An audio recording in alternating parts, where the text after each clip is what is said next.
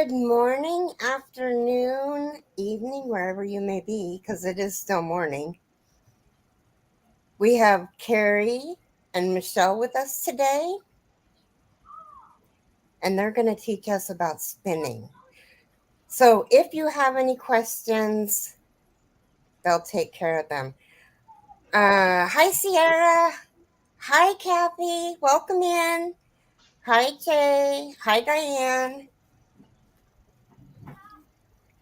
So I hope everybody's having a good day. Oh, hi, Mom. Hi, Amy. Amy's taking care of her granddaughter this weekend. Hi, Teresa. Hello.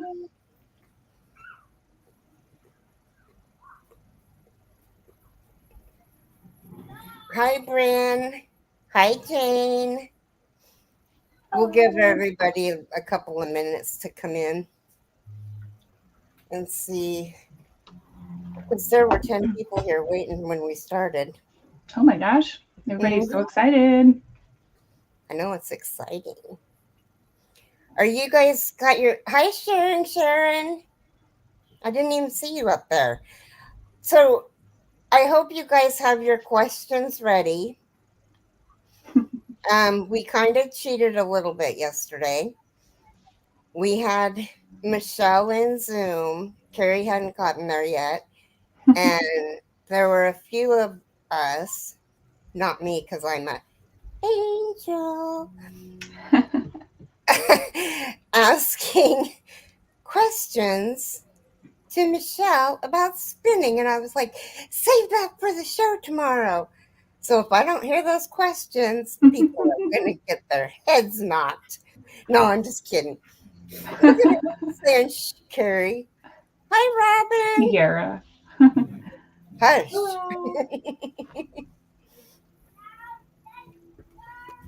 Oh. Well, we could probably start.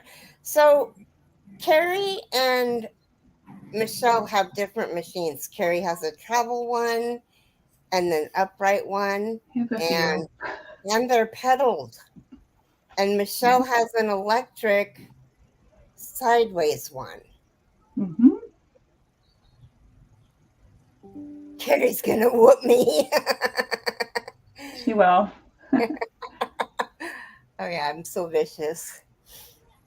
Anyway, who wants to start? I'll start. Yeah. So I'll tilt the camera down so you guys can see my wheel. You want me to make you big? I can. Oh, sure. Why not? So this is the bag it comes in. It's a Louis Victoria S96, which is a Scotch tension wheel. And it's little. This is him. He's a little guy. Her. Well, I guess it's a her. I don't know, you guys. I haven't decided. Name is Lilu. And Lilu is a great travel wheel because she can pack away really easily and fold out. So I'm going to actually be taking her for the first time on an airplane here soon. So I need to measure and make sure she'll fit in the overhead bin. And there's a release down here on the base that kicks out these legs. So I'm going to put her down now. It's impossible to do with one hand.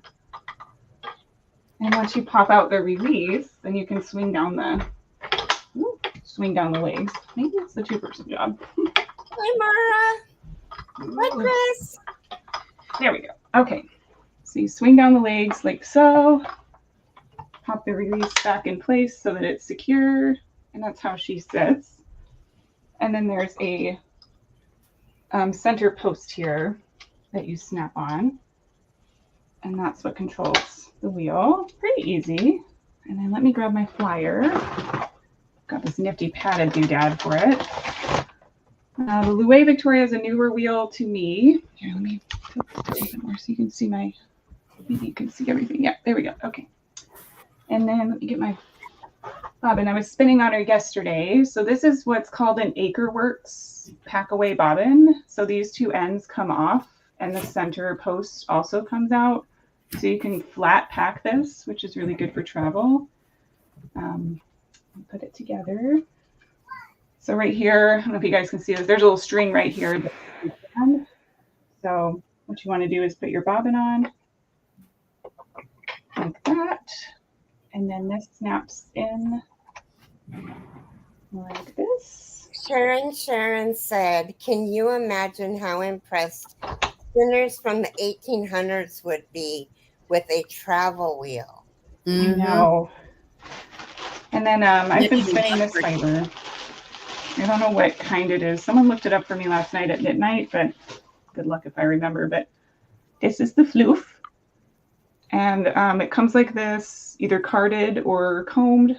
And Michelle will tell you a little bit more about that once we get to that part. And I kind of pull out a little section so it's kind of floopy and ready to spin.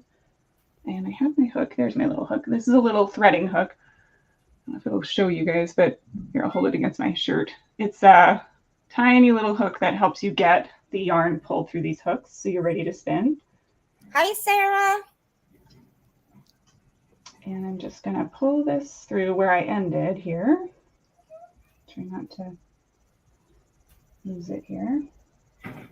And it comes through this orifice, which is probably going to be really hard to see. I'll hold it up closer in a minute once I get ready. And then you're ready to put spin in there. I've set the tension a little bit with this black bar. Pick it up and show you guys a little bit closer. So there's that big black bar sitting down here that controls the tension and the take. So that's how hard it would suck in the yarn essentially as I'm spinning. So my feet are putting spin or twist on the fiber, and how fast it sucks into the machine and onto the bobbin is controlled by this tension, which is the Scotch tension method. This stick here. So that's the Louis Victoria. Sorry, I didn't mean to interrupt. Oh no, go ahead. Amy said that she bought a drop spindle and got it today. She's so excited to try spinning some yogurt. Yes. And I needed to put this here first. Hi, Danny. So overall, I feel like this is pretty good setup-wise, like pretty fast. I'm still definitely not the expert by any means of spinning. However, I really like this travel wheel. It's nice and light, and the backpack it comes with is really, really easy. Let me throw a link in here on where to buy it. I bought mine used though, and if you're interested, you can always check on Ravelry for people that are selling their wheels used. It can be a really great way of getting a wheel. So I have a question. Wheel number one. What got you interested in spinning, and what have you done to learn? I got interested in spinning. I saw someone spinning at midnight, and I guess it's been a few years now that I've seen them spinning. And I thought, oh my gosh, this is such a cool thing to do. I just want to try it. And I was just intrigued by it. All these years of going to fiber festivals and retreats, I saw them and I'm like, oh, I have to try this. It looks so relaxing and like so much fun. So that's kind of got me interested. And then I took a couple spinning classes with my mom, who, if you guys don't know, on the chat, her name's Kathy. She's in the chat. And we kind of took to it a little bit, but the machine was not the right fit for either one of us. Neither was the fiber they were using. It was really hard to spin. So we kind of dropped the subject at that point. But then I saw someone, again, spinning at midnight. And I thought, oh my gosh, this is so fun. I've got to try it again. And I just so happened to be at one of these knit nights, and they had a wheel there for sale, like you do. And that'll be the next wheel after Michelle goes that I'll show. And it is a Kromsky Minstrel, and I fell in love with it. The moment I sat down, of course, they were like, if you get this wheel, it'll come with some fiber. And I said to myself, well, we'll see. Sat down, tried it, fell in love. I think that really it comes down to like finding the right fit for you for a machine, whether that's electric or treadle, travel or big. It comes down to finding that right fit and finding a fiber you like to spin. That really made me fall in love. So I've taken classes, taken a beginning spinning class and a plying class. And plying is when you take two strands of yarn, two singles that you've spun, and ply it into 2, 3, or 4 altogether. So this is some things that I've spun. I've spun this. So that's what got me interested. And I've taken classes, and I've kind of it's relaxing to me. So Yeah. What about you, Michelle? Are you interested? Here, hold on a second. Let me get You Michelle can up take me here so down. we can. I'll spin on this while Michelle answers. Okay. Hello. I don't know. I saw somebody spinning and one day it just hit me. And I told my mom and she said, when I was 3, I asked for a spinning wheel for Christmas. So I guess it took me a while to get one. Wow, that's cool. Yeah, you're patient. Yeah, I didn't realize that I had done that. And then when she told me, I thought, oh, that's cool. So Yep. mine. This is the box that it came in. And I just put it over it to keep the dust off. But there's my machine. The little hook she's got. I have a little hook. Kind of cool. Mine is electric. It comes, this is how it comes. It's not very portable. But I guess you could, if you wanted to, put it in a bag or something and travel with it. I wanted to show you on the other side my controls. This one makes it go one way, and if I go push up, it goes the other way, so that you can put a spin on either way. And when it comes to plying, like Keri was saying, you need that. You need to be able to spin it both ways. And then my middle's off. And this is my tension, or how fast I go. Sorry, how fast I go. Here's a tension, and here's a tension. Scotch tension again. And I've got a little thing here, and it holds my yarn in place if I want to take a break. Hi, Leslie. And a little bit about the yarn itself. I wanted to show you a couple things that I thought were kind of cool. When you first get your yarn, you can get it in a couple different ways. I have some that I got like this, and it's called locks. It's like curly locks. Shirley Temple curls. This is straight off of the sheep. It's been washed. It's not been combed, so it's not fluffy like Keri's was. This needs to be fluffy. Mm-hmm. And what you do is you take little brushes. They look like dog brushes. I mean, honestly, they're little dog brushes. Abby's past the wall. Go tell your dad, please. Go tell your dad, please. Dad, just leave. Then wake him up. Sorry, guys. My grandkids are here, and evidently no one's watching them. So these are little dog brushes, is what I call them. But you can take this and lay it on here and kind of fluff it up so that you can spin it. Mm-hmm. See, and that makes the fluff. So does it take the curls all out? Yes. You want the curls out so you can spin it. You can spin it. You can spin it just like this. I've never done that. I'm going to try it and see what happens. Yeah. But I don't know if I'm going to be very good at it. But we'll see. It's a little different when you do it that way. Yeah. Yeah. Takes some getting used to, but there's some people that swear by it. So yeah, some people love it. And I think it's a love it or hate it thing. I think so too. I got that you can one. Also blend locks. Yellow. Too. Look at that yellow that she has in locks. It's a you can take them and sunshine, blend them too. Sunflower, just a beautiful golden. That I would thought- look really cool with some of that in that white that you have.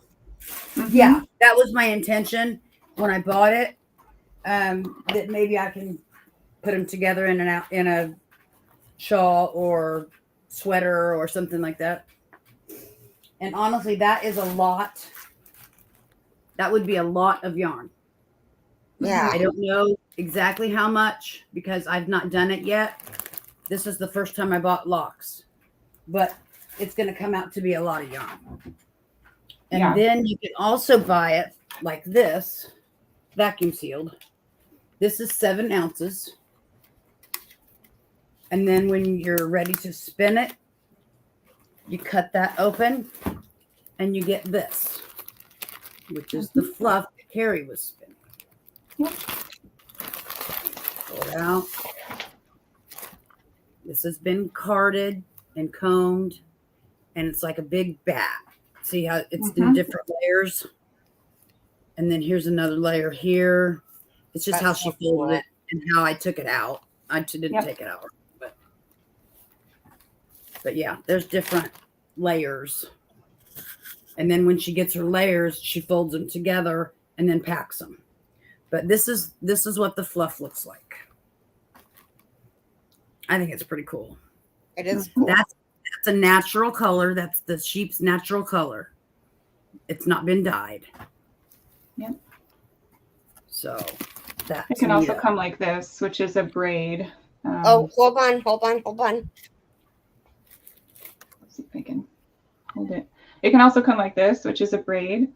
And this has been dyed, of course, and it's braided out. And what you do is you take it out, you start to unbraid this guy, kind of undo it here, little by little. I mean, you could do the whole thing if you want. And then you just pull off a section. You kind of feel it. And that, I guess, brings me to my next point, which is the staple length. And that's the length of the natural fiber. Everything has a different length of staple. And the staple is how long the fiber is. So if I tried to pull this right here, that's not going to work out for me because it's too short. The staple is long.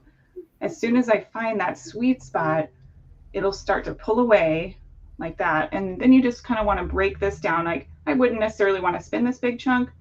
I could break it in half and draft it and pull it into littler pieces. It's everybody's preference on how that works out, but it's good to test the staple. They're slipping right now. That's going to tell you where you need to hold your fiber when you're getting ready to spin. And you pull off a little guy, a little floofy guy, and get ready to spin. Sierra asked if that was the way. Hi, Ola Joe. That you make blue clay.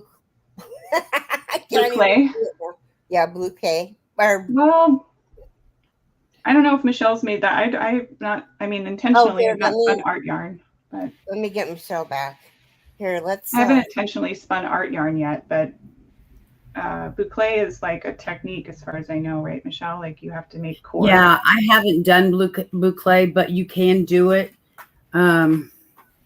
Yeah, it's like an art. I don't know exactly how to do it, but I'm assuming you would have one string and then a fluff like this, and spin that onto that. Ply it on. You can do. Yep. Hi, yeah, you can do core. I think it's like called core spun, where you put like a center core, and you're kind of like building on that center core. So you floof it out. Yeah. I mean, and art yarn's beautiful. I for sure have spun my fair share. When you get started, you spin what's called art yarn most of the time. Yes. And that's the chunkier, uneven yarn, but it's still really beautiful because it's got all this different detail. I don't think this would qualify as art yarn, but this is chunkier. I wanted to keep my first yarns, so I got a weaving loom and I made a little wall hanging out of my art yarn because I didn't want to lose it, you know. And weavers love it. If you're going to sell your yarn, weavers love art yarn to weave with. Yeah. So if you're going to weave an art piece of art or like a tablecloth or whatever you want, they love that kind of uneven, artsy yarn.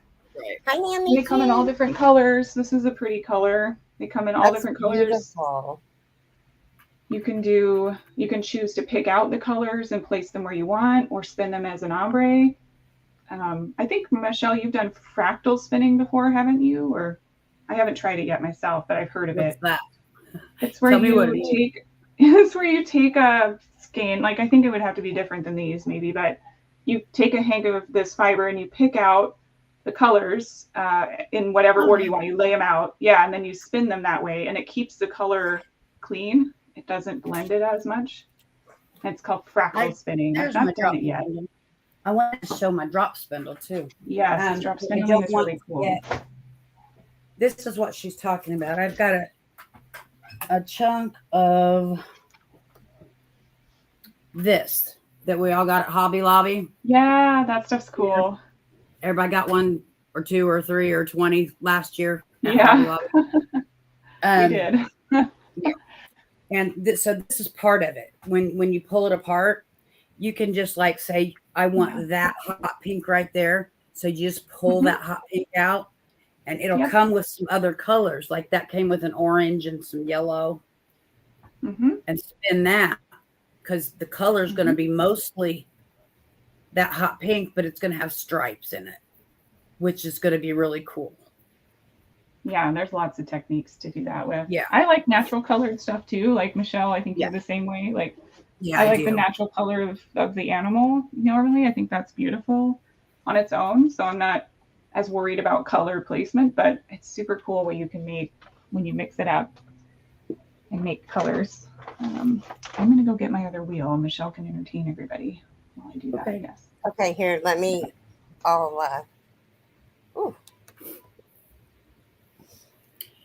After you get the fleece or fiber, however you want to call it, I usually call it fiber, to this stage where it's light, nice and fluffy, then you spin it. Then it comes on to a spindle like this. When you finish it, you take the spindle off, and it comes. It's like this. Now I have a question. I have a question about that one you just showed. Is that the size of the roving that you're going to use, or can you make it smaller, thinner? Once it's done, it's done. So it's done. That's done. Yes. Okay. Now this one I'm doing smaller. I don't know if you can see or not. And this one you can tell is smaller. And that is because this is different fiber than the yellow. The yellow, I don't spin as well. I can't spin it as small. But this one I like because I can spin it small. So that's now, just going to take more practice. That caked one, is that the same as the stuff that you have on the table the matting that you have? Yeah, it's the same color. So it's the same stuff? Yeah, it's the same. This and this. This is one way it comes, and this is the other. But after you get it on the spindle, you put it on what's called a nitty knotty. I know it sounds funny. A nitty knotty, this one is a piece of PVC with it looks like an eye. There's a piece on that end, and there's a piece on this end. You turn it so that they're opposite. One is going horizontal, one's going vertical. Like that. And you wind the yarn around it. And then I soak it to set this twist. And then it comes out like this. And then you put it in a hank. I was wondering what a nitty knotty did. Yep. Hi, Rita. Welcome in, little sister. Already done. That's beautiful. Oh my gosh. Yep. So Michelle has a plan for this yellow and this. Is it a gray, blackish gray charcoal kind of color? Oh yeah. She's gonna make a shawl. And I think the main color is going to be the black or I'm gonna make charcoal, and then the accent color will be that yellow. Yes. Right? Yes. So we'll have this yellow.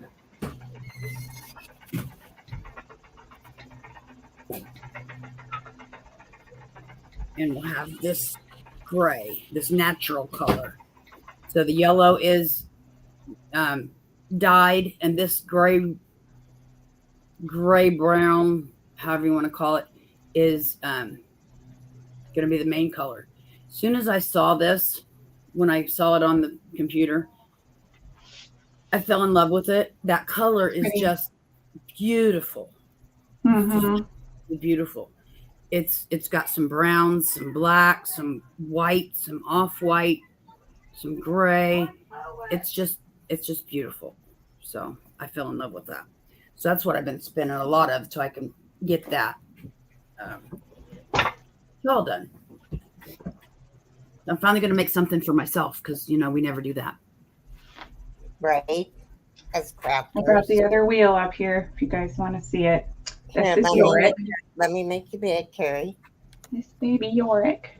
So this is the wheel I was talking about earlier when I said I got it back into spinning because I went to a knit night and they sold me this wheel that night. And this is Yorick. His name comes from the polar bear in his Dark Materials, the show. So he's like a polar bear that's like a protector, and he's kind of light like a polar bear. So it's baby Yorick, and he's a big boy. This is a Kromsky Minstrel, an upright castle style wheel, double drive, so not Scotch tension, and that means that it's both spinning the bobbin here, off camera. It's both spinning the bobbin and it's spinning the flyer at the same time. And this wheel is very versatile. Even though it's not a travel wheel, it's actually really, really versatile. It comes with this faster whirl here at the front. And these ratios are what make things finer, you know, spun. So you can put more twist in your fiber. And that could be good for things that are really slippery that might need a little bit more twist to hold them together. You can make that decision as an artist, you know, as you're working with the fiber. So this comes with an extra whirl, which has different ratios. Just a second, Keri. Teresa said if you were going to sell an item like that, what weight would you consider that? Oh, for Michelle? Yeah. Oh, Well, which one? I don't know. The gray, This, I guess. this one? Oh, hold on. Let me get us all up here. I think probably that one. This one? Honestly, I would call it roving. Really? That's what I was thinking. Yeah, I would. And I'll show you why. Get it out of the hank. This burlap is just holding Up it a little together. bit, Michelle. Oh, okay. There we go. Can you see the difference in the weight of the yarns? Mm-hmm. That's why I say roving. Look at this one. How it goes down to almost nothing. Mm-hmm. Right. And this one is fatter. So, and there's everything in between. I mean, honestly. Mm-hmm. So I would call it a roving. Well, and I bought some hand spun yarn from my friend, and she sold these skeins for $35 a piece, and this is what she spun. So that gives you an idea of price. And I think there's about 200 yards a piece, 208 yards in each. Hi, Amy. So that gives you an idea of what can be done. She's a pretty good spinner. This is Malbrigo, a Malbrigo colorway, both of these, plied up 2-ply. But I like that it looks different. You know, you've got some sections that are bigger, thicker, thinner. I think that makes it neat. So not everyone's shooting for perfection. It's hand spun after all. I purchased those from a friend. And then this one was a bit more expensive. I think I paid $55 for this skein, and that's because it's a lot more yardage as well. It's like 456 yards. And this That's really is also hand spun, isn't it? So it varies, you know, on what you sell, what's basically what market is there. What do people want to pay and what do they want to use it for? Yeah, this goes so thin. Oh my gosh, there's a section in here that's like paper thin. I just noticed it. Here, I'll see if I can show you guys. Look at how thin that little piece is. Oh, I can't hardly even see it. Yeah, it's like very thin. It's like little baby tiny piece. Mm-hmm. So Like it goes thread from instead of a like one way. thread almost. Yeah. So it Yeah. varies. And I think that's neat. So we shoot So for even Sierra spinning though. said, so if your thickest point is a 4-weight, Mhm. that is the weight that it would be marked at, even though it's roving. It would say roving 4-weight. No, Is that I've never seen it marked like that. I've just seen it marked as roving. Mm-hmm. Did you, Keri? Yeah, I think that's probably right. I have not seen, at least in our area, most people don't sell singles on their own. Instead, they ply them Mhm. more often than not. So Yeah, I'm going to use this as a single. It's only been through Yeah. once. Keri Right. plies them, which is putting I 2 or do. 3 together. This is a That's plied how yarn. you get a 2-weight, a 3-weight, a 4-weight. Yeah, and this is going to be like more of like a 5, wouldn't you say, almost in some spots? Yeah. It's pretty heavy. Yeah. But I mean, in others, I don't know. Yeah, and there's ways of measuring that too. There's a tool you can hold up your single to when you're spinning it here and see where you're sitting. You probably have one. I do. I've got and 2 of them. that tells you where you're at, like as you're spinning. So you can go, oh, that's good. If I apply this together, I can see where I'm at, and I can test what that's going to look like. If I double back my yarn, I can go, oh, that is kind of what it's going to look like if it's 2-ply, and measure that as I'm spinning, and can adjust if I'm that skilled. I can adjust my spinning to where I want to be. So there's measuring guides. So any hand spun yarn that has a variable weight throughout would be considered roving? If it's a 1-ply. Yeah, if it's a 1-ply. But otherwise, no. Variable weight is kind of what you have to expect when you're getting hand spun. But us spinners do shoot for a consistent single, and that means it's nice and even across your spinning. Whatever you're going for, the goal is to have it be nice and even. Even your yarn that you buy from the store has different plies. You can look at them and see the different plies. That's how the weight is determined. If it's a 1 or a 2 or a 3 or a 4, that's how many plies is in that piece. So that's why a 2 with 2 pieces of yarn is smaller than a 4 with 4 pieces of yarn. Does that make sense? Mm-hmm. Yep. Okay. Yeah, the more plies you put together. So like if I wanted a fingering weight 4-ply, I would need to spin lace weight or smaller singles. Each single that went into that would need to be very fine, because all put together, I want to shoot for a fingering weight. So I have to keep in mind what's my end goal for that yarn. I'm not to that lace weight yet. That's a class I could take at a festival that I'm going to be meeting Keri at. Actually, I could take a class that helps me learn how to spin lace weight better with my wheel, but it's a skill you have to work it towards, like anything. I've never done 4-ply. I've only done 2-ply, but I'd like to try 3-ply here soon. I think that would be nice. I have a question. How many classes? Okay, Amy says, can you just crochet the 1-ply? You can. And that's what I'm planning to do with my shawl. It's going to be more rustic looking. Yeah. I don't know how to say it, rustic. I don't know what else you would call it. Yeah, that's a good way of putting it. Okay, so and Michelle's plan, so she knows how to spin that up correctly.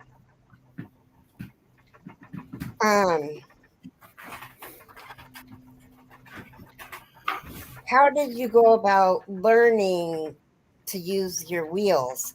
I mean, did you take classes, or did you watch videos and just kind of wing it and teach yourself, or how did you go about that?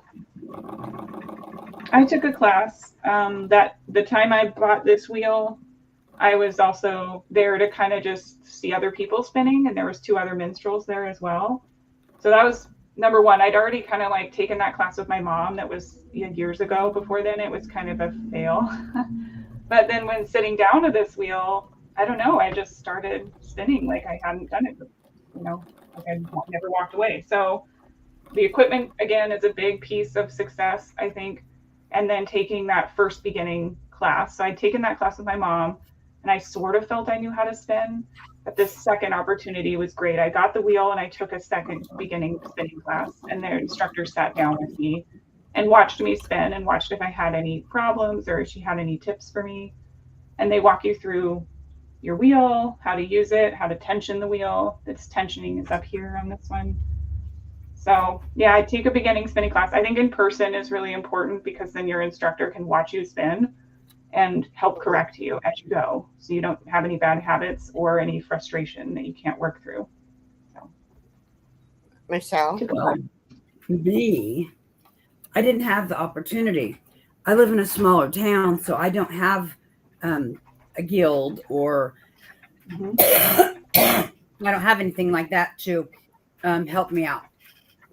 So I watched videos on YouTube and just started playing with it to see what I could do. And so I don't know how to ply. Yes, I could watch videos and learn from that. I've thought about it, but I'm still happy with what I've got, you know? Why, if it's good, why change it, you know? And if there's ever a time that I want a smaller or a ply, then I can learn. But right now, I'm happy with this. I mean, that's a beautiful cake. Nothing wrong with that. Leslie says she's actually taking a spinning class this summer at the alpaca farm in Maine. I am super excited about this. Yeah, It's really fun. I'm excited for her. It's going to be fun, Leslie. You're not going to look back. You're going to come home with a wheel. You're going to love it. Watch it. You're going to come home with the Go home wheel. with the wheel. I'll be surprised. Yeah, me too. Yeah, for sure. There's another cool little doodad for this wheel, actually. I don't have it on right now, but there's something called a woolly winder. And it's, as you may or may not have noticed already, I have to move my yarn down these hooks. There's hooks on the side of this flyer to build the bobbin evenly. I have to watch and time it so I'm evenly filling the bobbin manually. But the woolly winder is such a cool tool. It's a totally different flyer assembly, like a fishing line kind of feeding system, and it automatically winds the bobbin for me as I'm spinning. So all I have to worry about is just spinning, not moving the yarn.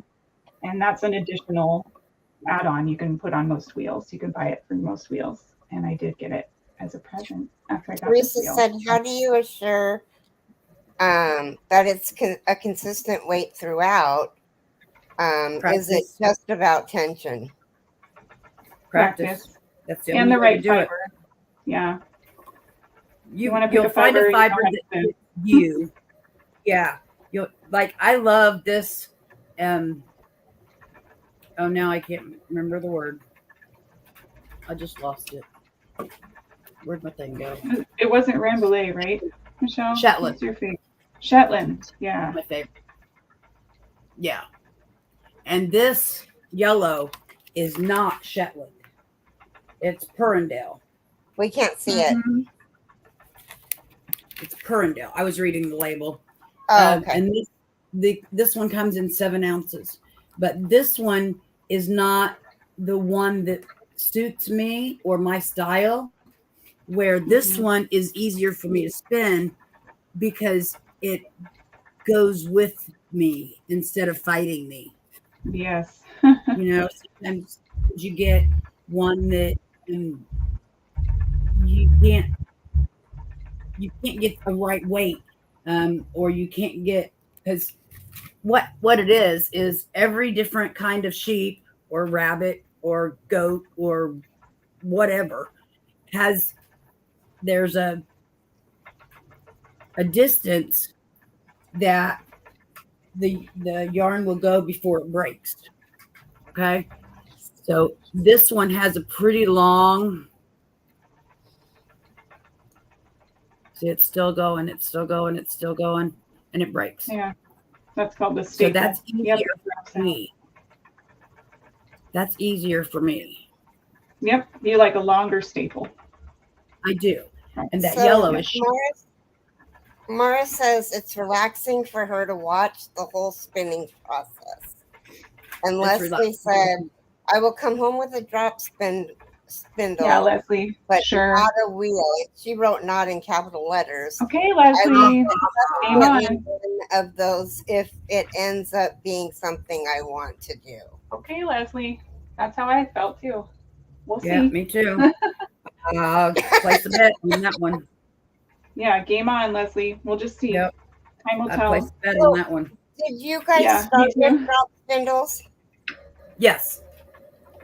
I do know how to drop spindle and I've used one, but it's for me not as intuitive. I don't like the way a drop spindle operates as well as I do a wheel, but it's I don't definitely either. like the gateway, you know, like you have to start somewhere, and a lot of people can more easily afford a drop spindle Right. than they ever could a wheel, or maybe they just don't have the Right. room for even a travel wheel. So Yeah, you can get a drop spindle for $10. there's amazing drop spindles, like all different kinds, from they're all wood, all different styles. And they're cool and everything. And you can They're take so them traveling. cute. You can put them in your backpack.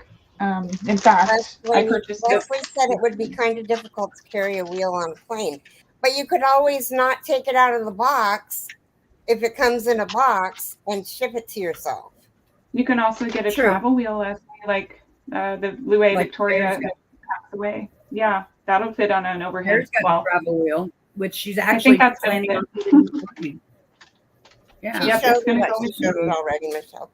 It would be Yeah, pretty. Oh, I already read that. This is another kind of drop spindle here. Sorry, it's going to crinkle for a minute. That I bought for Spencer. My husband's name is Spencer, and he also knows how to spin. And he may come next time if we have another spinning Saturday. I tried to con him into it this time, but he's not a big one for being on camera. So this is his drop spindle. Let me get the little pieces out of here. Ooh.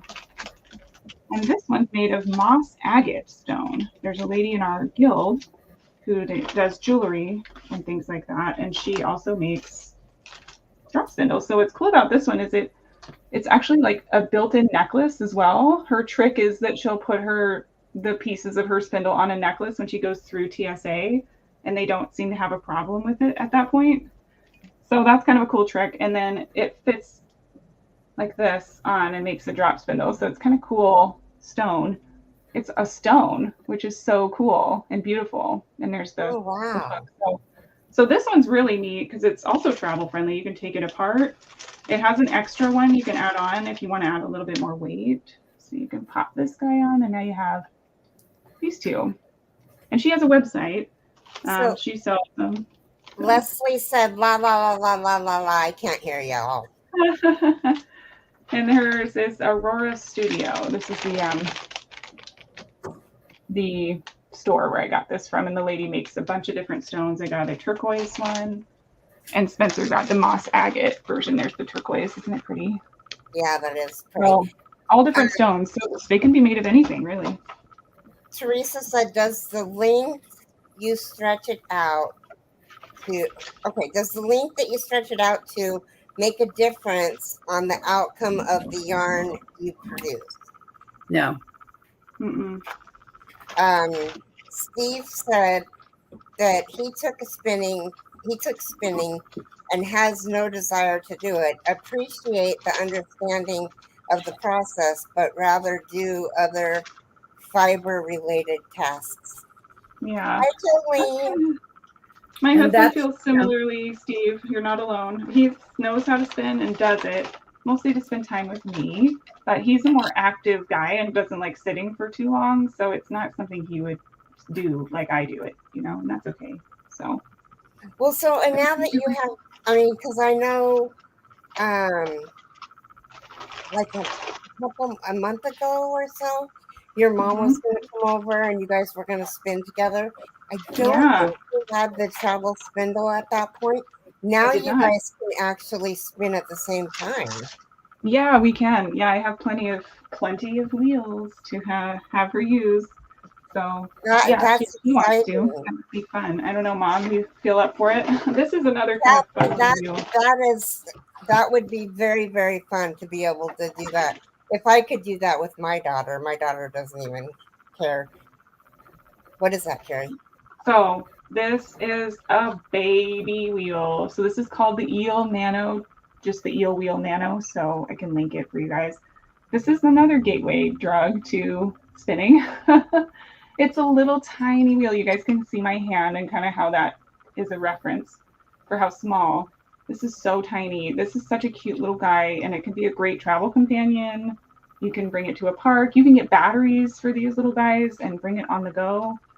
And they can spin and spin and spin. This, obviously the bobbins are really small, but this one's so cute and could be a great little option. I think they're about a little less than $200 to purchase. So, you know, if you're in the market and you want to just get started and you don't have a lot of room, you can have one of these guys instead. This is another version of an electric wheel. So super cute. Leslie said that she just couldn't pass up the opportunity to take the class at the farm this summer. Yeah, you're gonna love it. I really still am betting with Michelle. I think we'll make a unofficial bet, you know, all in good fun. You're coming home with a wheel. That's their goal, you know that, right? They sit you down just like me and they're like, oh, look, it comes with fiber, Leslie. They're very good salesmen. And they sit you down with, and it's not actually a bad way to buy a wheel either, because you've got them there. Yeah, they can talk about the wheel. They can try them. Yeah. You can see it. I'd say that to anyone, honestly. If you have a guild in your area, a hand weavers guild or a fiber guild of any kind, most states have one. Go to a meeting. They usually let you come for free until you feel like signing up. And it gives you access to people with so much knowledge and resources. Oftentimes, they have wheels available you'd never know about. They'll sell you for hardly anything. And they also can share their knowledge with you for free, which is great. And fiber and all kinds of stuff. So I think guild if you have one. Keri, your mom says, absolutely, I would love to spin with you, Keri, but I need a refresher from you. No problem, Mom. We can even take another class if you want. Yeah, no problem. Yeah, that's a great option to hook in with your guild, I would say, because not only is the knowledge free and amazing, they've got expert spinners at these guilds, and you can join a spinning circle, which is fun because I'd say try as much as you can. Most people will let you treadle or, you know, move their wheel, basically, try it out, and that's the best way to find out what you want to buy. I almost learned the hard way. I almost bought a wheel I hadn't tried before that I thought I wanted. I thought it was going to be the good travel wheel for me. It was what was it? It was another Louis, but it was a different kind. And it was one of my friends said, try it before you buy. And she let me borrow it for a week. And it was a disaster. I hated spinning on that thing. And I thought it would be fine. So good thing I didn't just buy it, because I would have been stuck with a wheel I hated. So absolutely try before you buy. It is. Yeah, if you have the opportunity, try before you buy. Nanny says, mine isn't a nano, it's a bit bigger. Yeah, you probably have the slightly larger 6.0, and I'll link that store here. It's called Dreaming Robots, and they sell the Nano and the Eel Wheel 6. They are back ordered a lot. And Steve said, Leslie, there are so many other tasks that I want to do, just not interested in taking so much time out of what time I have to spend, rather weave. Oh, Steve, I didn't know you know how to weave. That's cool. Weaving is so neat. Weave or wrap the 8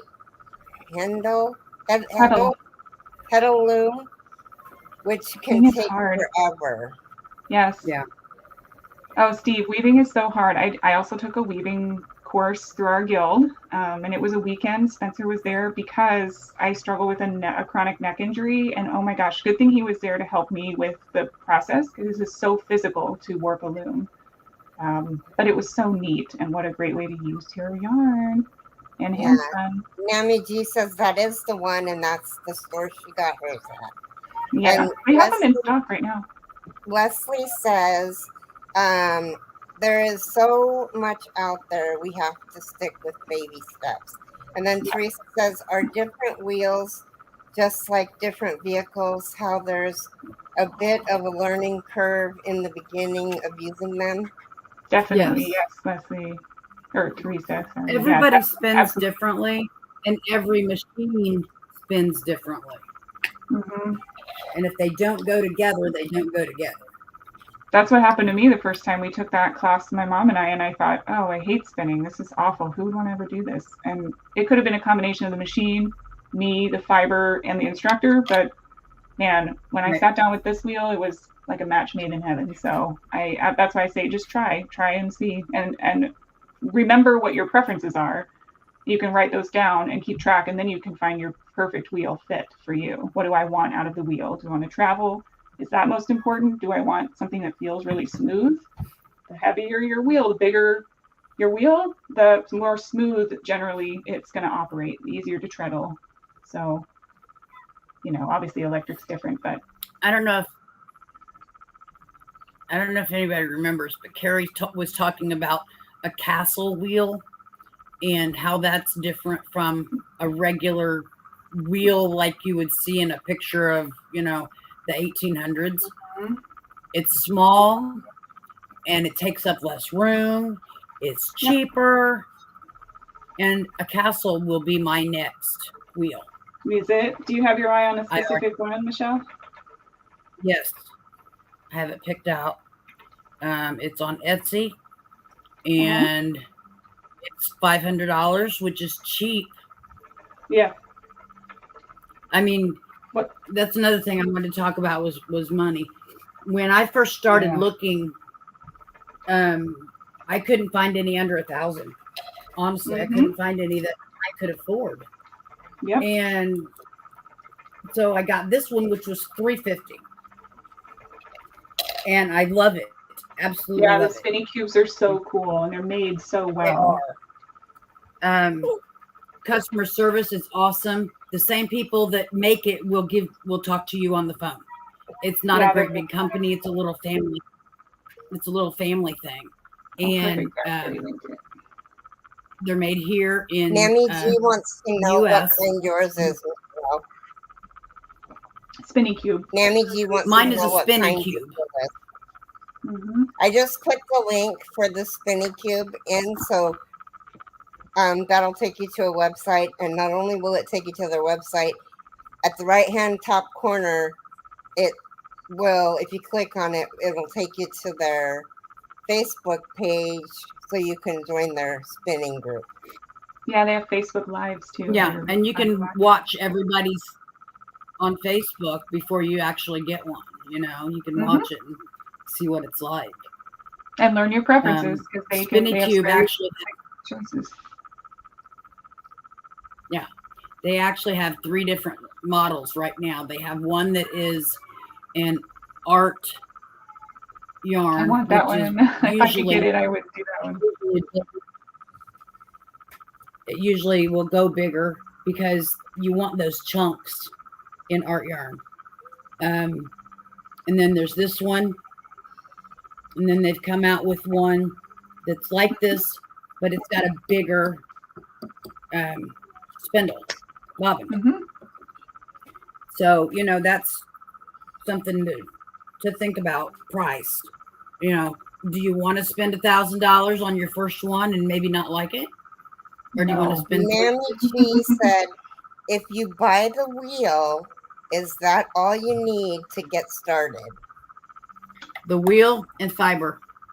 And the nitty knotty. Nitty knotty. Which can be made out of PVC. Have to have a knotty, but it's handy. And what she means by that is, do you get everything you need to spin? Oh, yes. Everything came in a box. If you buy a wheel, let's say I'm shopping at this really great fiber store, and they have produced mass spinning wheels, and they're all in boxes. Is it going to come with everything that I need to start right away? Or am I going to buy fiber? Yes, but most places that sell you a wheel will include some fiber, because why not? So yes and no, but I would say for sure a nitty knotty is pretty essential, because when you take off your yarn, eventually when you're finished, you do need to wrap it around the nitty knotty. So that's pretty critical. But most wheels like this one will have what's down here is called a lazy Kate. It's an onboard lazy Kate. And you can put your bobbins on here to be able to ply. So depending on the wheel, you might have some of the things you need, but I've not seen a wheel yet that comes with a niddy noddy. So you would probably want to purchase one of those. So now I've been in Zoom and with Keri when she's spun. And another thing that you need is bobbins. Yes. And yep, most wheels will come with a few. Spinning, I feel, and you guys can correct me if I'm wrong, because I mean I'm just a crocheter. I just like to make.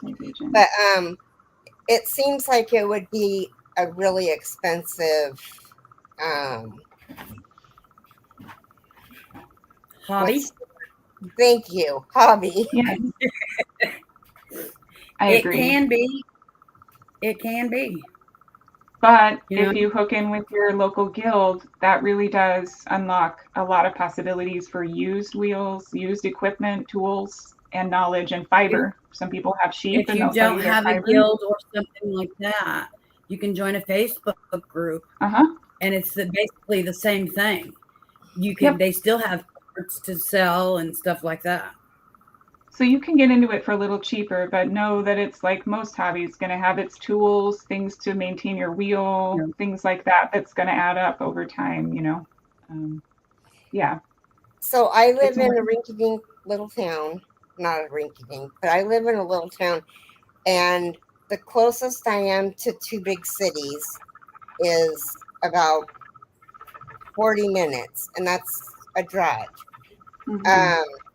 So, and Keri and I looked because I wanted to join a guild. And Keri and I looked, and the closest guild to me, I'm in Washington, and I'm east of Vancouver, which is right above the Portland airport. The closest one to me is in Seattle.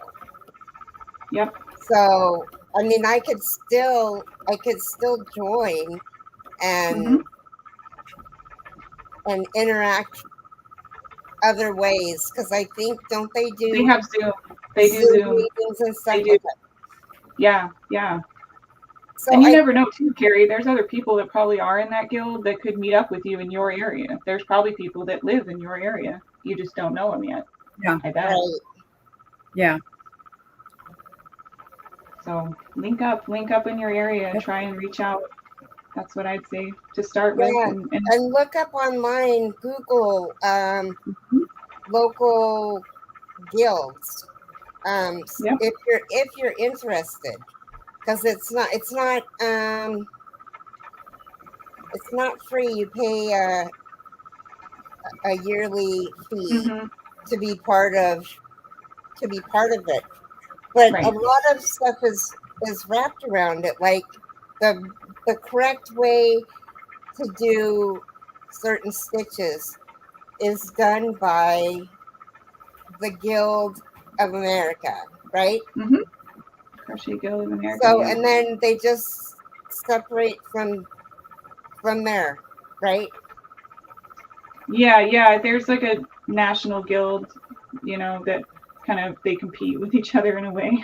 Everyone wants to be the coolest guild. I think in Idaho, actually, our guild has the most professional, like, awarded spinners and weavers in the United States, like, per number of people in the guild. So master weaver takes a long time to accomplish, so does master spinner. And there's ways of, like, qualifying for those titles. You have to take a test and spin and weave in a certain way. So that's another benefit of linking up with the guild, is getting in touch with people that are highly skilled and want to share their knowledge. And most guilds do. Who wants to know how long it would take to spin 100-gram skein of yarn? Oh my Lord.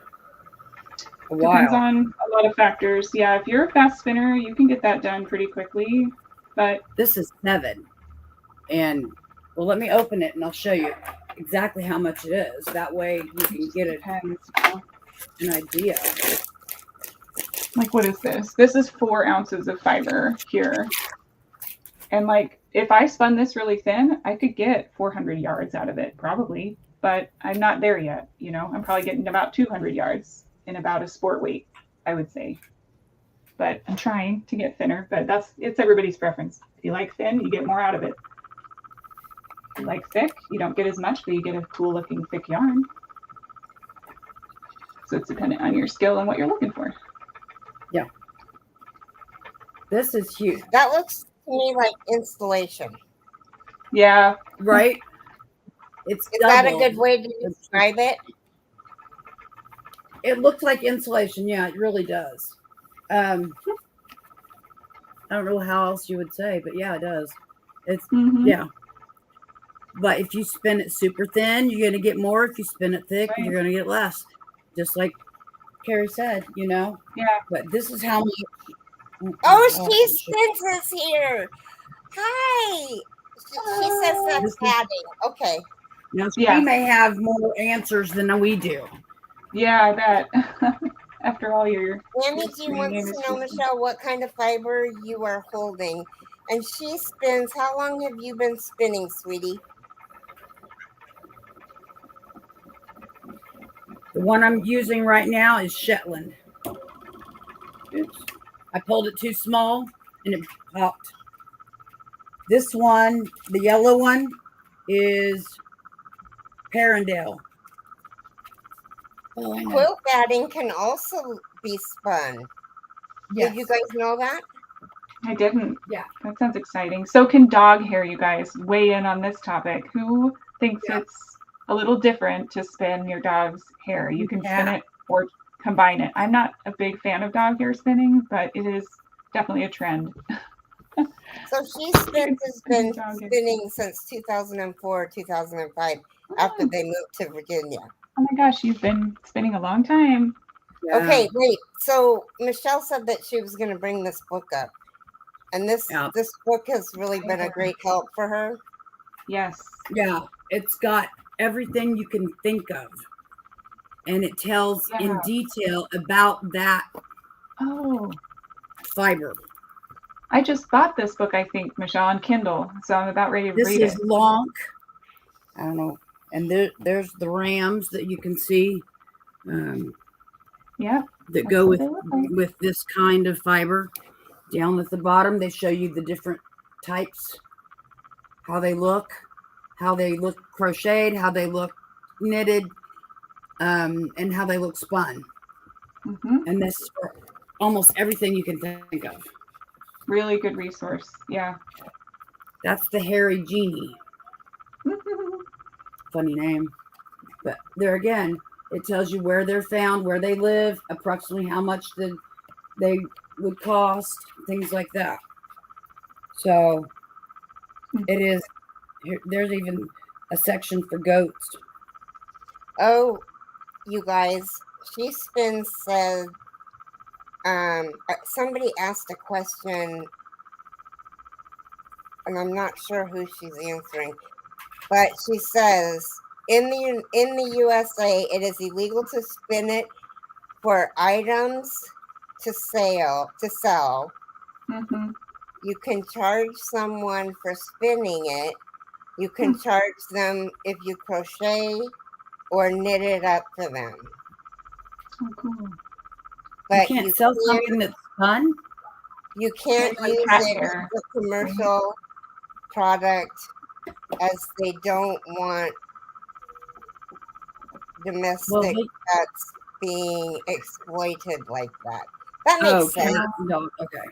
Gotcha. Yeah, that makes sense. Yeah.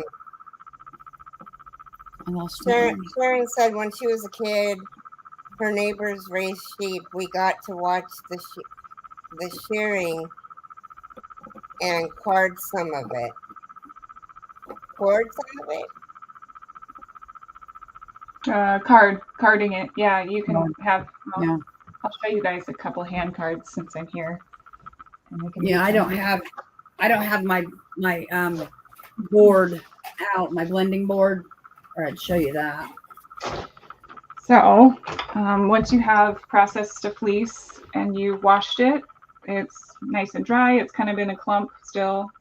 So how do you get it from that clump to something nice and fluffy like this? You can comb it or card it in this case, and you use your carding tools. These are minis. These are Sacked brand mini carding. This is probably about a medium, I would say, tines per inch, kind of for a medium to fine wool. And you can card it like this, transfer it over, card it the other way, and then roll it off.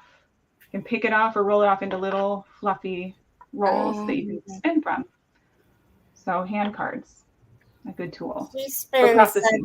what it's called, and I'm not even going to attempt to pronounce that.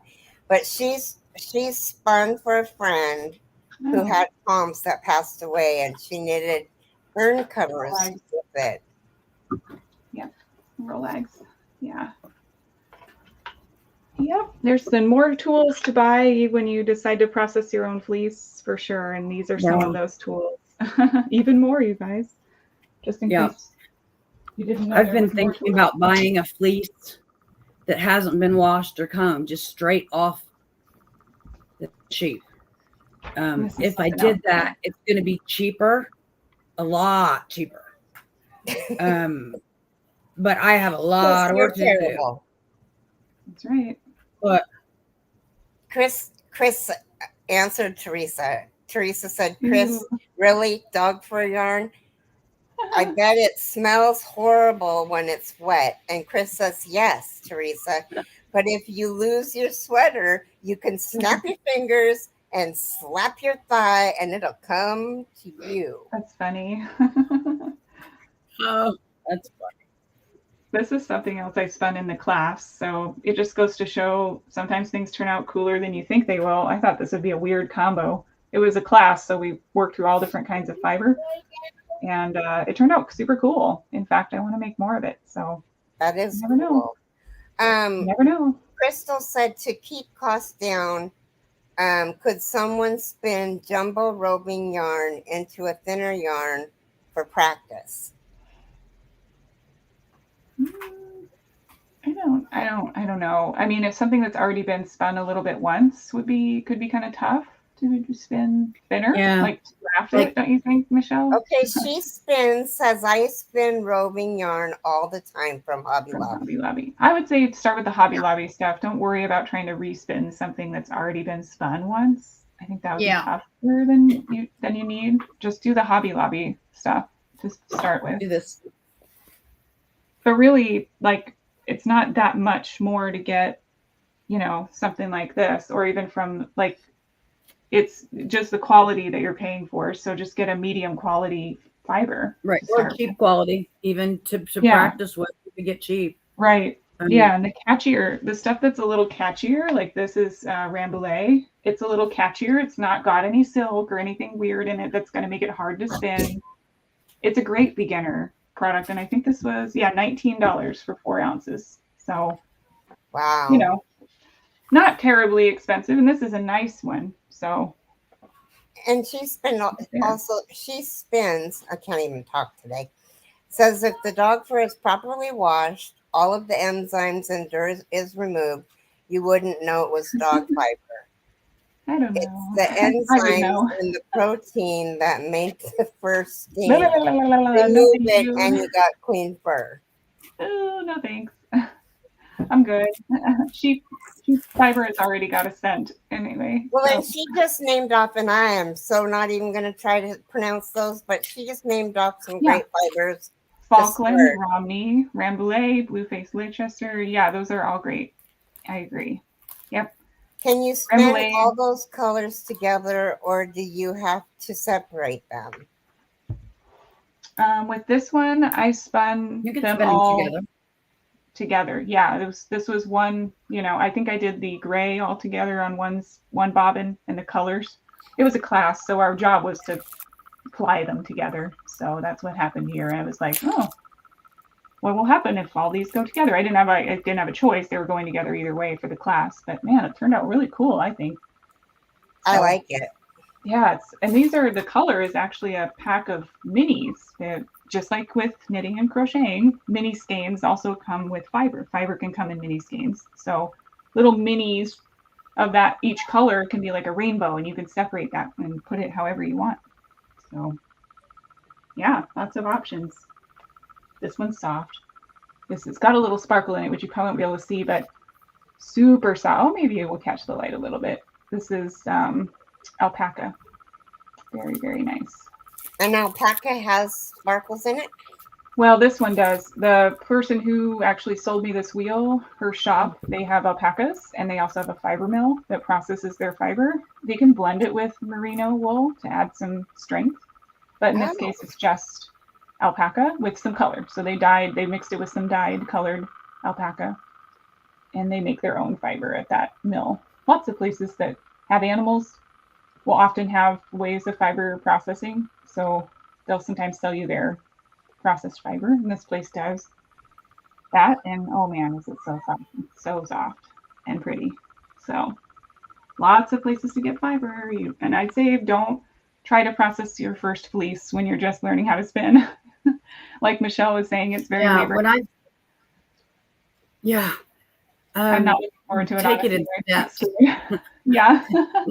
Take it in steps. Learn your machine first, and then move on to cleaning your own fleece. It's going to be labor intensive. I'm like scared. Yeah, I know. I don't want to do one yet either. I wish we lived closer, Michelle. We could do it together. I know, right? One thing that I did when I started, well, maybe a little bit after I started, maybe a couple months after I started spinning, I wanted to see what different fibers felt like, what they spun like. So I bought a bunch of little packages of rabbit, linen, silk, different things. And just to show you how much they cost. This is 4 ounces of linen, 4 ounces of linen for $7.50. Yep. Wow. You can get a mix of fiber in a little sampler box. Yeah. And then good to sample them.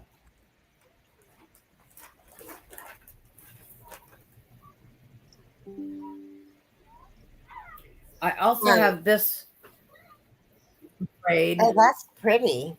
Mm-hmm. And it's that's yellow and green. That's for you to spin, right? Mm-hmm. Right. And then I didn't want to get it mixed up with anything else. So I just do one at a time. Yeah. That's what it's like.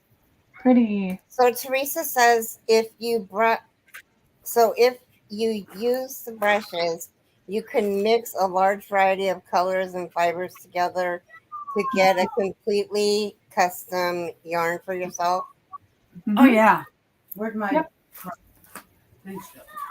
I have a drum carder that I recently got, and on the drum carder you can also do that. I haven't tried the drum carder just yet. I got it so I could process my first fleece and make that. I wasn't looking to blend colors, but you can do that. Yeah, definitely. The drum carder's too heavy. Grab and apparently there's subscription services as well. Crystal just said that she noticed there was fiber subscription services. I do Paradise Fibers. Blending board. That's right. She spins. Yes, blending boards are great. Drum carders are great. Great tools. All those things. That's almost a whole nother facet of spinning is processing and blending your own fiber. So you can choose to just start spinning commercially made fibers that are already prepared and ready to spin, or you can go the route of trying to make your own if you're really creative. I didn't get it to make my own. I got the drum carder to help me process my first fleece so that I wouldn't hurt myself. So yeah. All right. This is a little bit of the Hobby Lobby showstopper cheap stuff. This is a little bit of that green and yellow that I just showed you. Do it. You can mix them together. Ouch. Why don't you turn your camera a little bit so they can watch you do it? Yeah, I want to see. Is that better? Yep. Yeah. And see how she's going, and what you're doing there is trying to align the colors and blend the color, comb it out. You're getting all the fiber aligned. Fiber is like hair. It has just like hair pieces. And see how the green moved over?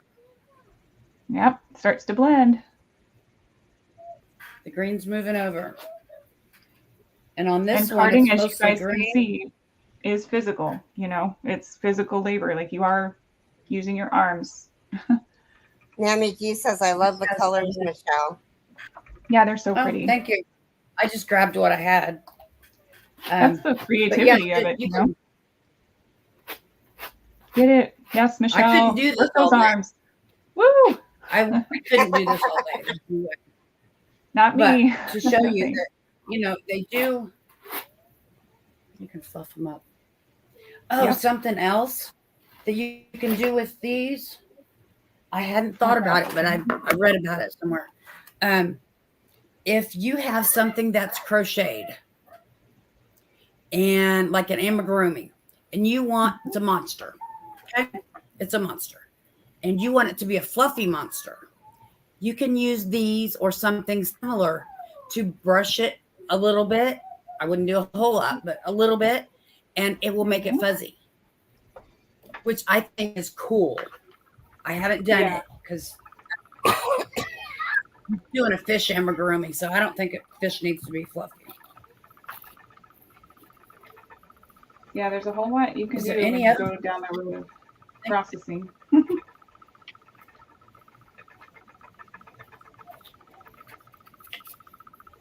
Does anyone have any other questions or want to talk about a specific topic on spinning?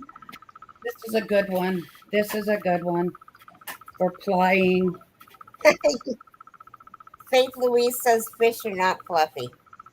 No, they are not. This is a good one for plying. Can you see how that's plied together? Is that comfy cotton?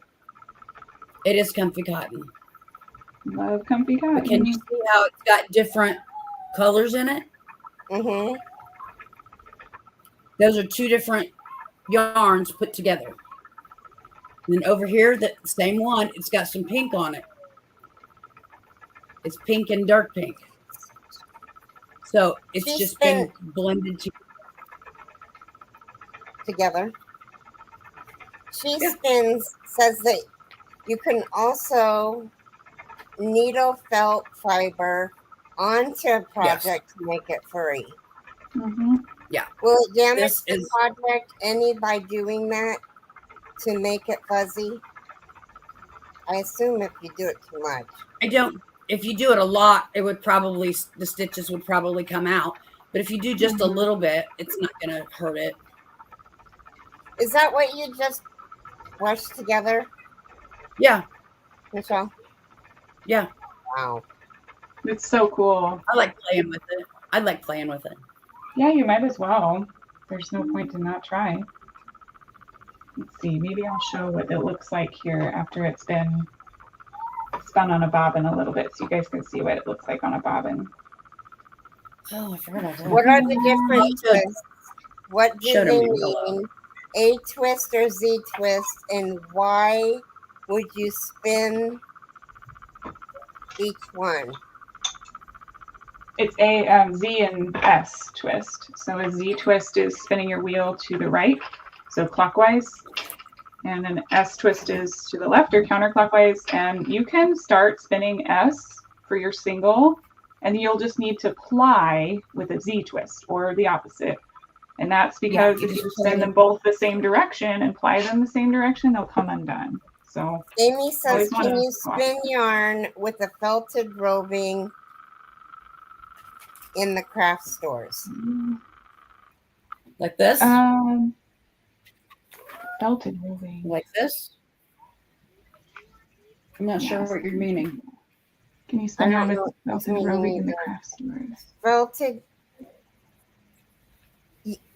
Can you spin yarn that is felting, roving in a craft in the craft stores?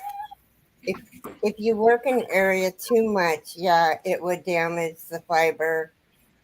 Just a slow, gentle brushing with a slick brush shouldn't tear it unless the yarn was already weak. Mm-hmm. You definitely want to be sure to put says no, she would not spin felted roving. That would be crazy. Hard work trying to spin with felted roving. Yeah. The wool, Just, the wool spin roving that comes in small bags. Amy said, Yeah. it's by the felting tools. Yeah, I wouldn't try to spin anything crazy different at He first. said, okay, thank you. You can spin the roving yarn, but not the felted roving. It is matted. Not a Right. fun It would be time matted. Yeah. to be had by anyone. No. Thank you so much, she spins. Yeah, you don't want to try to work too hard.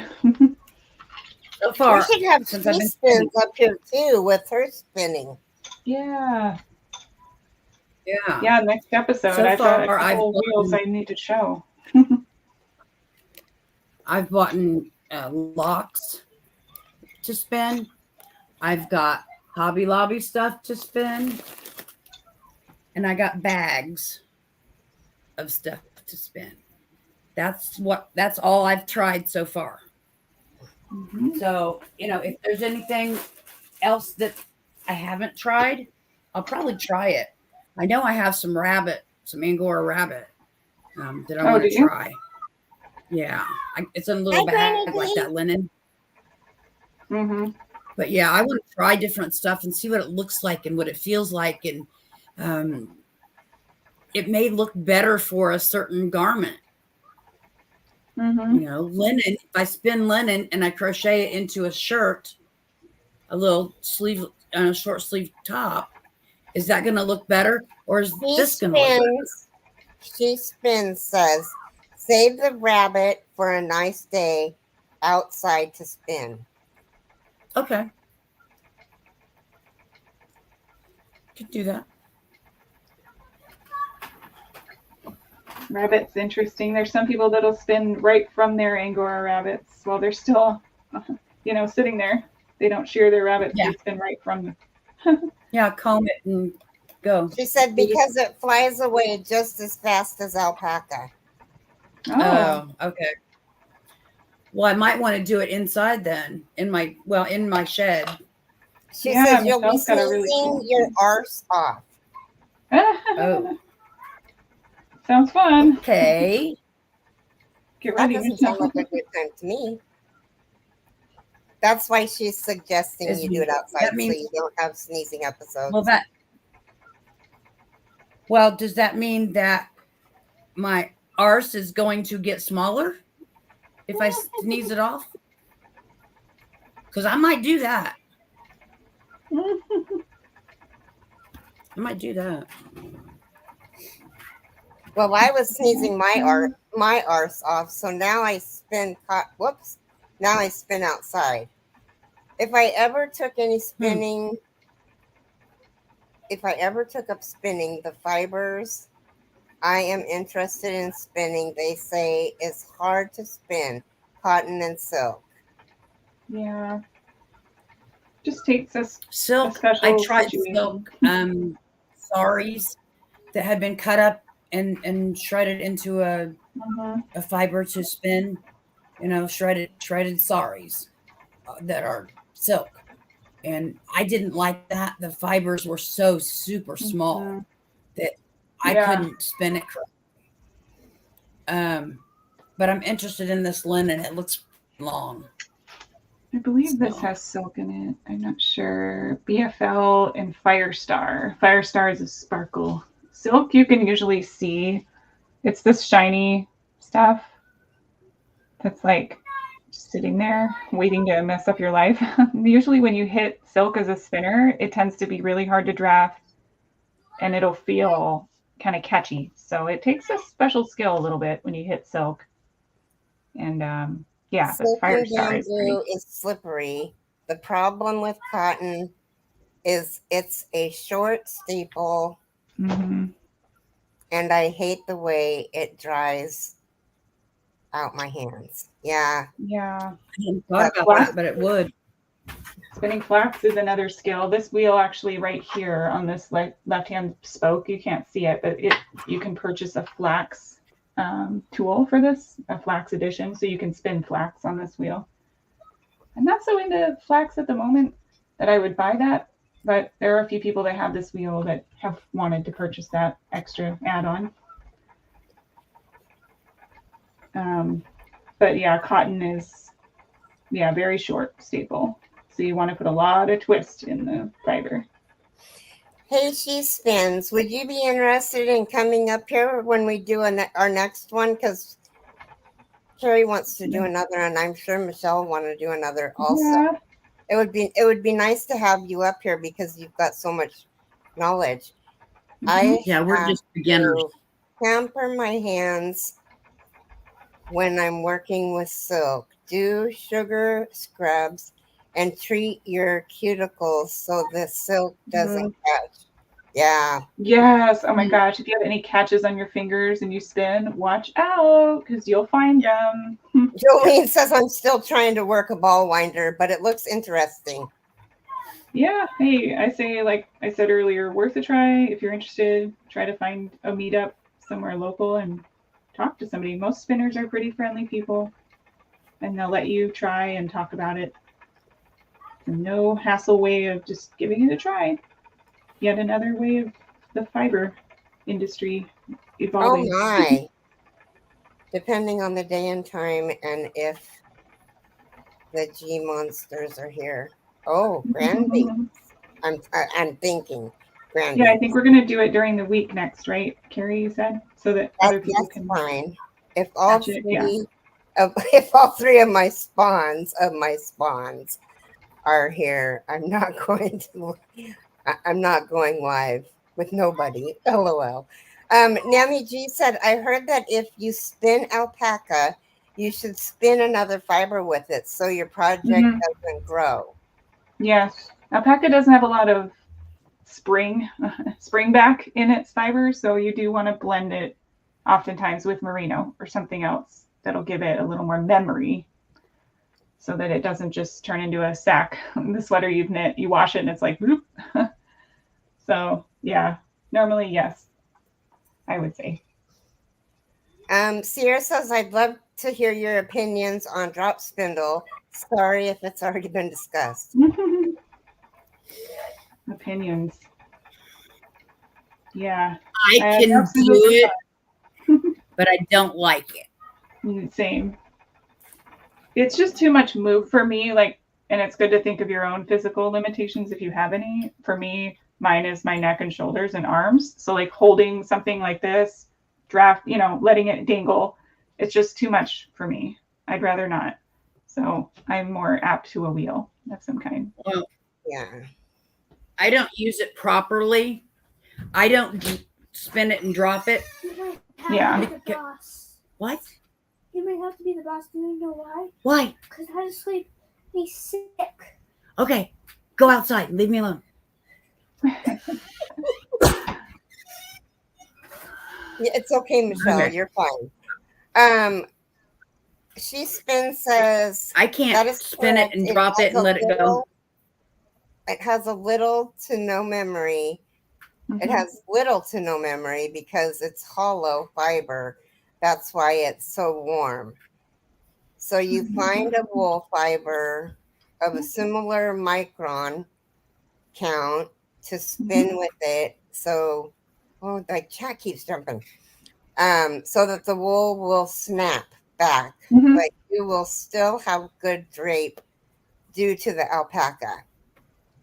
And Faith Louise says, I assume llama is the same since they are from the same family. I don't know. I haven't spun llama before. Amy said she ordered her drop spindle about a week ago or so after watching Mama Kayla field trip video. Oh, she must have went to a drop spindles are a great entry, and they're not that expensive. If you hate them, you can sell them. You can keep them for a rainy day. Like, it's a great way of trying it out, but don't let it put you off spinning. If you don't like it, still try other methods. Don't try it, hate it, and then say, I'll never spin again. Yeah, this is what's comfortable for me, so that's how I do it. And then when I get a lot, I'll just wind it around. Yeah, Crystal,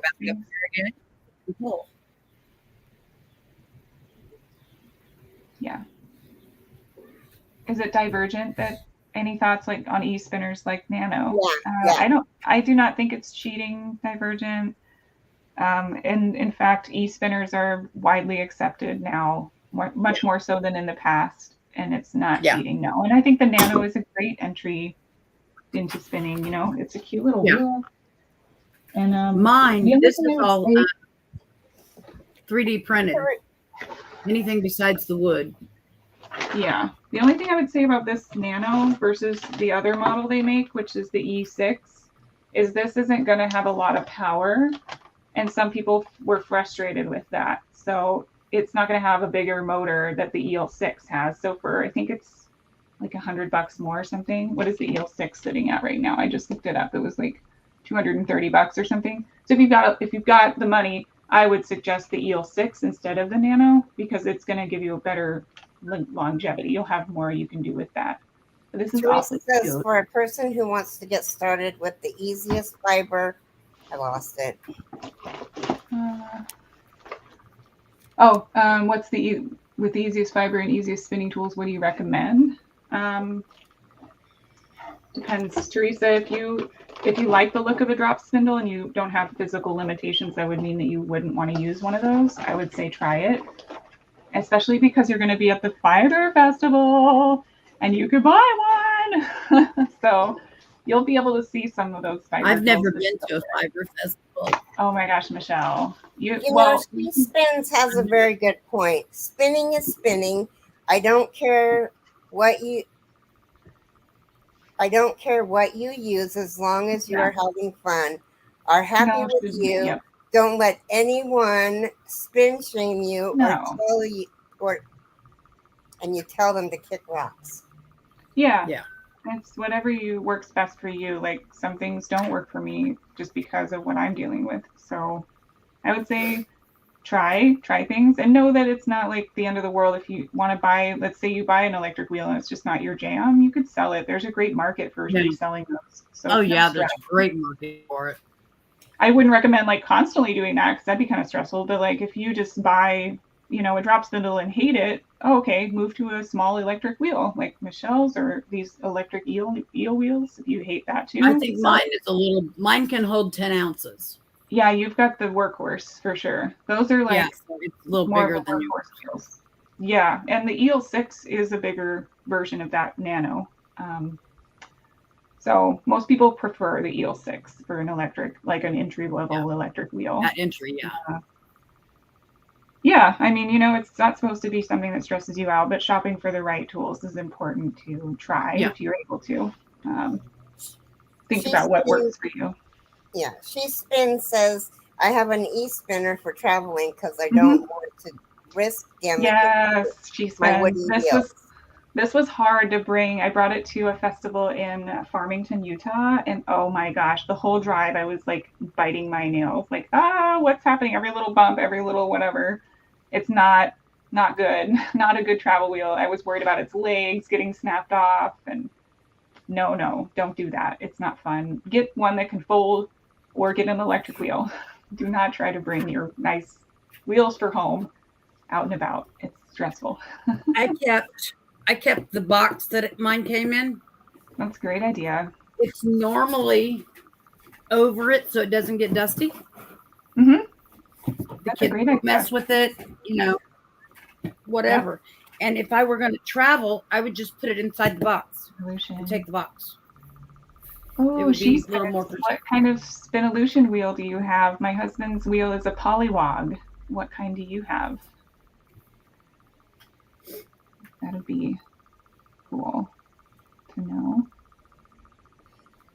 E-spinners are great. Yeah, don't let anyone tell you that you're doing something wrong because you have an e-spinner. There's plenty of people that just like them and also don't want to treadle. Maybe their feet hurt, their knees hurt, whatever. There's no shame. Oh, Queen Bee. Yeah, that's a nice one. Spinolution is a great brand. Spencer, when he comes for episode 2, I think Spinner Spencer might come join us and he'll show us his wheel and talk about spinning from his perspective. If you guys want to meet him. Yeah, I'd really like to get together with you, She Spins, and even pick a day that's good for you and an afternoon that's good for you. Because Mm-hmm. everybody else they were I'm pretty much designed with anytime. older knees and joints in mind. Yeah. Mm-hmm. Faith Louise is heading to her local yarn shop before they close.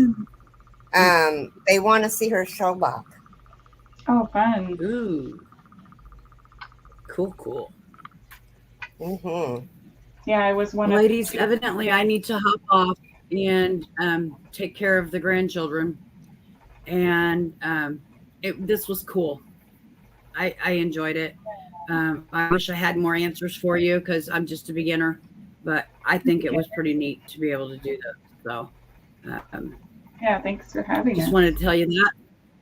Yeah, thank you. And I'll see you guys later. Thanks, Michelle. Love you. See ya. Take care. You're welcome. Bye. Just the 2 Keris now.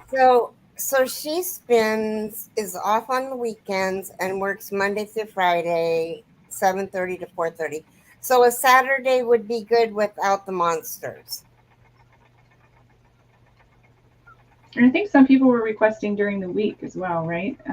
Yarn again. Yeah, we could Yarn do again. one.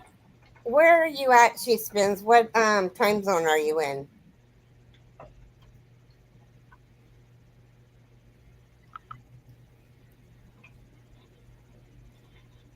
I love that she calls them G monsters. Eastern. Okay, so 4:30 Eastern for you is 2:30 for Keri. That's still early afternoon for us, and she's in Mountain and I'm in Flexible. Pacific. So that would be 1:30 for me. Oh, she's in Norfolk, Yeah. Virginia. You're like by the Oh. beach, aren't you? Because I think that's where. Isn't Dory did it also from Norfolk? Oh no, it's Pat Cray. I think that's from Norfolk. I think so. Anyway, You can build one. Yeah. I'm gonna click on your name and make sure. I'm sure I'm subscribed to you, but I'm gonna make sure. Whoops. Ola Joe, she said, is nearby. Okay, I knew somebody was close to.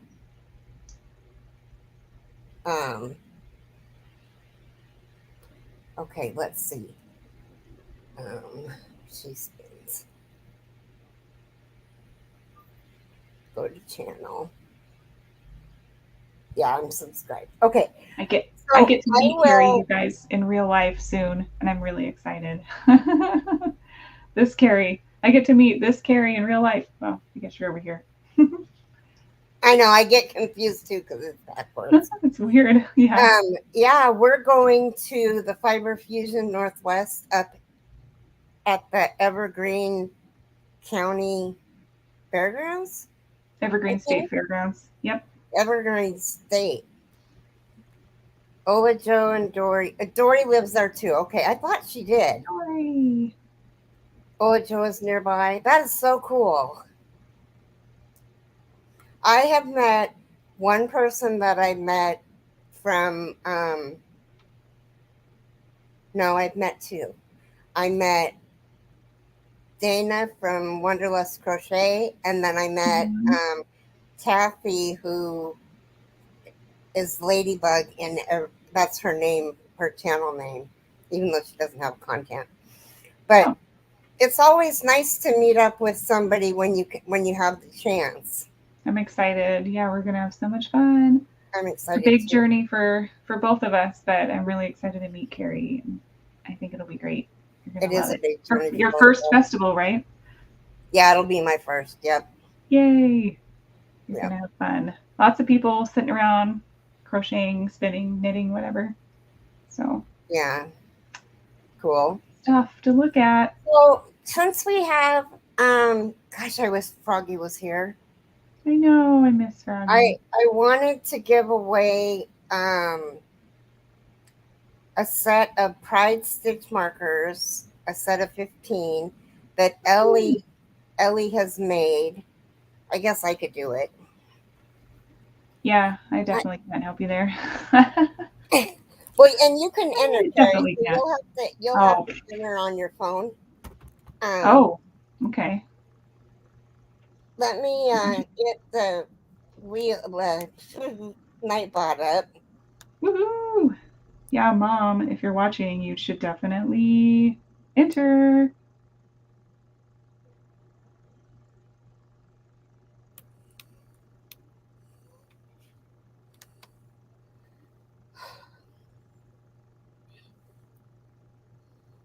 Okay, giveaway. Okay. Oh, it's like Inception when you see yourself in the screen. It's weird. Whoa. A keyword. Now, everybody's eligible. And we'll use, when I type in the word pride, everyone please refresh and hit the thumbs up if you haven't already. Thank you. Oh, thank you so much, Steve. Hi, Kiva. So we're going to give away a set of Ellie stitch markers. She does every month. She's been doing a set of 15 stitch markers. Like she did one for Mother's Day, she did one for Easter, she did one for Valentine's Day. And I think I bought 2 every time and given one away. So this month, or June month, not only is it Dads and Grads, it's also Pride Month. So I'm gonna type in the word pride, and as soon as you see my little logo come up with the word pride, then you guys all just type it in, everybody that's interested, and we'll see who Nightbot picks. Let me scroll down here and figure out. Oh, it's over here.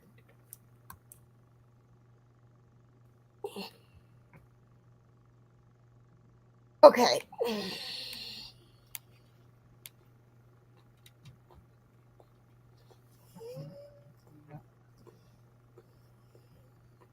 And it doesn't matter whether you spell it like I did, whether you use all caps. Jolene, make sure you type pride. And Kathy, please feel free to. Because this is 15. Hi, Lisa. Fingers crossed. Steve won the last set. Steve, maybe you're lucky again today. So we have only 9 eligible people. Is nobody interested in them? What? Come on, enter. Your mom hasn't entered yet, so. My mom had some technical difficulties. I don't know if she's still watching. Mom, if you're watching, you should enter. Yeah, Kathy, please. I'll give them to her if I win. Yarny, type pride, and you can give the stitch markers to Teresa if you win. Okay, I'm gonna give you guys 30 more seconds. Woo! Hurry up! And then I'm gonna. Now we have 12 users. Come on, enter to win. You can always pay it forward if you don't want to keep them.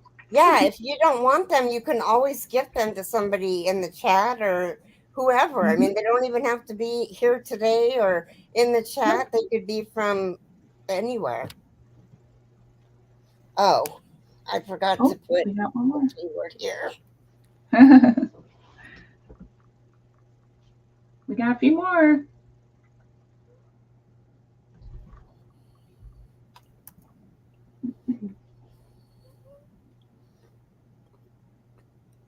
Okay, here we go. Are you guys ready?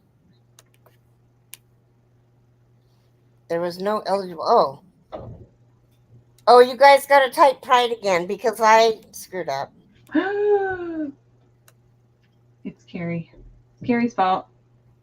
Yeah. Here. I put mine back in. Yeah. Okay, so we have one eligible user, This is two. me. Yeah. Type it again. Type pride again, guys. Sorry, you guys. I do not do the Nightbot. Froggy usually does it for me. We need our helper, Froggy. Yeah. Miss you. So now we have 11. If you want to pay them forward, you can. So are you guys ready? Drum roll. Yeah, those are electric drums. Here we go. Electric drums.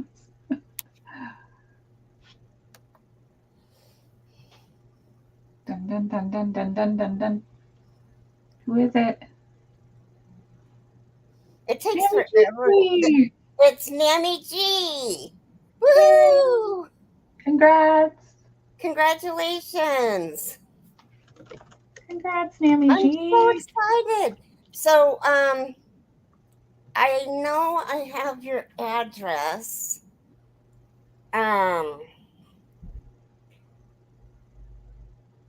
Let me see if I put it in here or if I. Woohoo.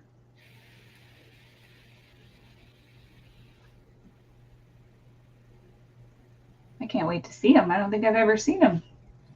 Okay. I do. I have your address, so you don't need to do anything.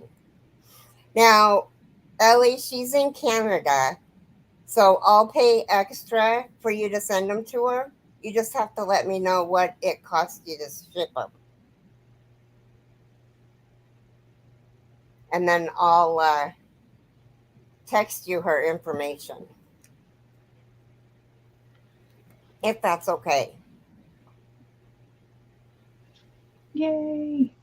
I know, that's so cool. I love giving things away. Yeah. You're the best. The best. Oh yeah, do you want leatherback or lobster claw, Nanny G?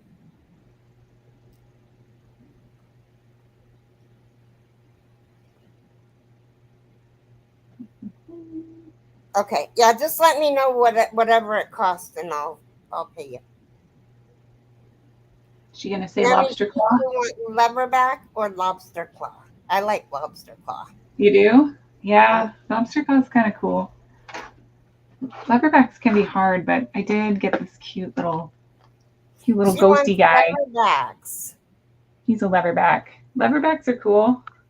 I've been getting used to them. I'm afraid that I'll break them. They're delicate. Yeah. I like a nice big lobster claw. And it's really funny because I buy Ellie's stitch markers, and so that's this so is. I want to see. This is the one. This is the set from Mother's Day. Oh, cute. There's a really pretty flower. Look at that big flower. Yeah. That's the one I opened. And then this one is from Easter. If I can get it. That's a great way to store them. I hadn't thought of that. Smart. We did this on this channel. Smart. Probably 2 years ago. Oh my gosh. These are the Easter ones. Oh my gosh, look at that little mushroom. How cute. I know, isn't it adorable? And then Ellie. Those are adorable. Here's another mushroom. I can't remember. She's gonna the yellow and black. I can't remember what it was significant for. Ellie, you should try to find a little mini spinning wheel charm. Oh, look at the bee. Oh my gosh. I want a spinning set. I like the little bumblebee. How cute. And then here's St. Patrick's Day. Here's St. Patrick's Day.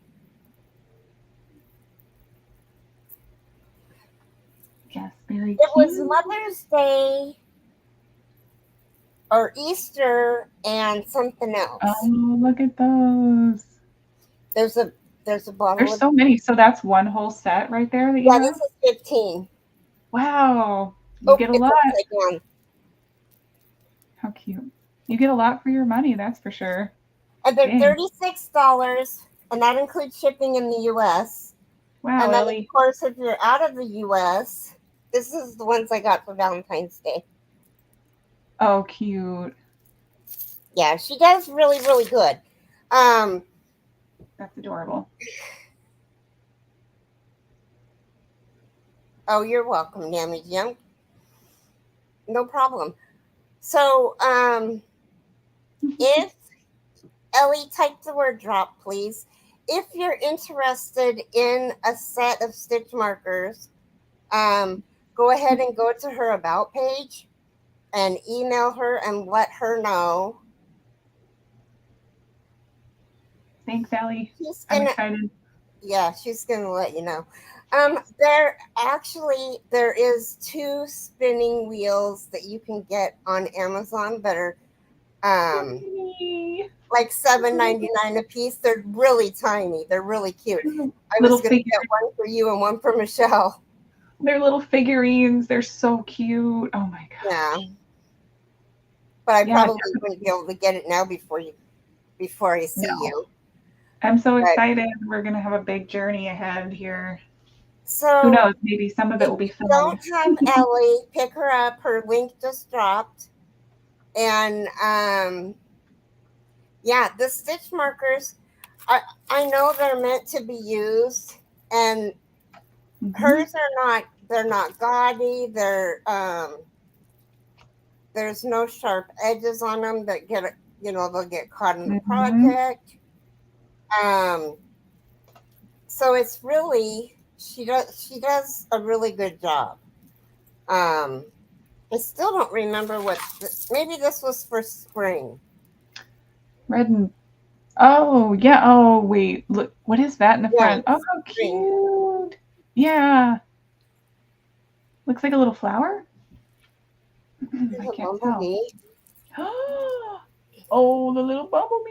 Yeah, I'm and with you, here's Sierra. The another little bumblebee, mushrooms. Oh my gosh. and then here's a dragonfly. Awesome. How cute. Yeah, Wow. Yeah, it all was kinds of for choices. spring. Um, yeah, she does a really, really good job. Really, you do. I Yeah. remembered. Those I are can't amazing. believe it. You have so many. Oh, I don't want to leave. No. Hey, stop that. You're goodness No. sakes. We are gonna raid Granny D. She I've got starts her link. in 7 minutes. I'm going to put her link up so everyone can go to the live. And let's do an elephant stampede to Granny D's house. And we're gonna go. Thank you so Thanks much, for having Keri me. and Michelle, even though you had to leave. We will definitely do this again and Yeah, talk thanks for about having different me. stuff. And I will try to get She Spins on Yeah. here because she's been doing it since 2004, 2005. So she's got a lot of knowledge. Mhm. Not that Keri and Michelle don't have a lot of knowledge We're because they beginners. do, but you know what I mean. We're beginners. Yeah. We're trying. We're getting by. Thanks for having me, Keri. It was so fun. Oh, thank And you for coming. I love you guys. Remember, be a blessing.